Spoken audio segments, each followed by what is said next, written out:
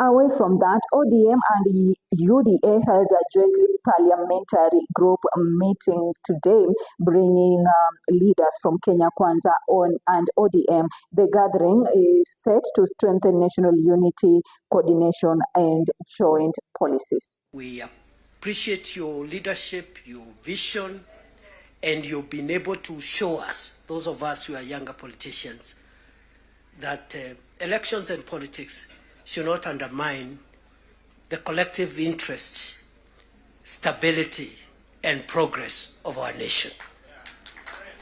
You have helped us understand that individual ambitions to become whatever we want to become should not stand between us and our country's stability, progress, and sustainability.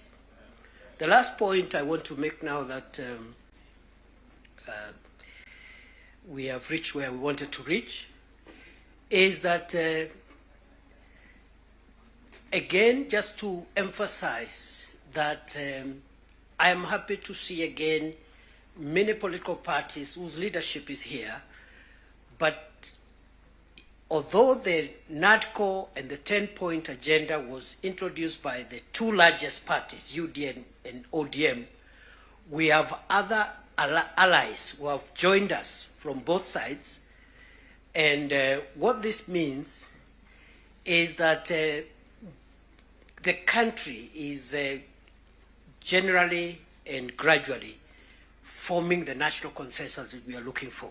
The former president of Yugoslavia, the late General Joseph Broz Tito, used to say jokingly that I am the glue that is holding this fragile nation called Yugoslavia together.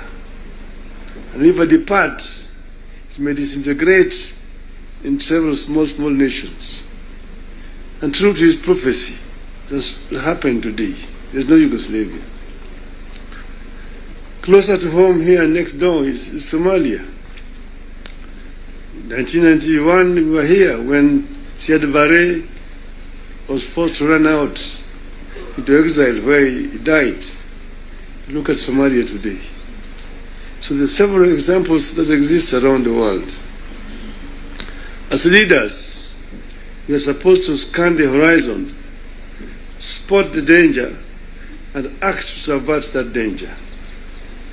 In 2024, the last year, we understood that the dark clouds that were gathering over Kenya could have been exciting, but they could also mark the end of Kenya. We decided that it is better to have an imperfect country that is struggling to mend its ways than to have a collapsed one.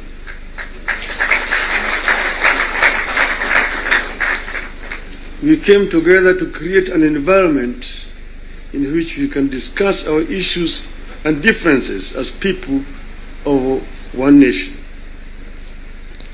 As you know,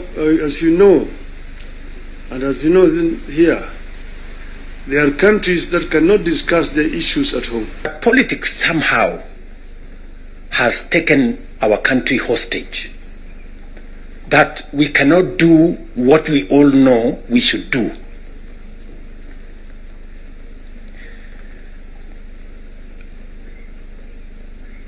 I have said that the difficulties that I face today as a president in Kenya are self-imposed.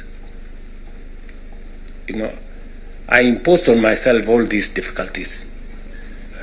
Implementing the new funding model, implementing SHA, implementing housing, doing all those things. If I hadn't done any of those, I would be a very popular person, but the country would not have moved anywhere. I am confident that if Raila had become president, he would be doing what I'm doing. Yes. He would be implementing SHA.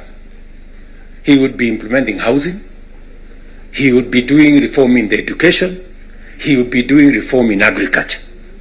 I know that for a fact because I have been in his school of leadership. That's the correct position. And he would be as unpopular or as he'd be having the same difficulties that I have today. But these are necessary for Kenya to change. Friends, we cannot change the country otherwise. And that is why he has the courage to stand here and tell you, let us stop the extortion. Yes. Very few leaders can stand here and tell you to stop the extortion that is going on in Parliament. I'm telling you the truth. Very few leaders. Because we like making peace with mediocrity. Oh, and they're trying to explain things that we shouldn't be explaining. Now let me ask you, friends, we are all friends here. Yeah, we are one team, or so I guess. This fellow who is called chairman of welfare in committees, what is their job?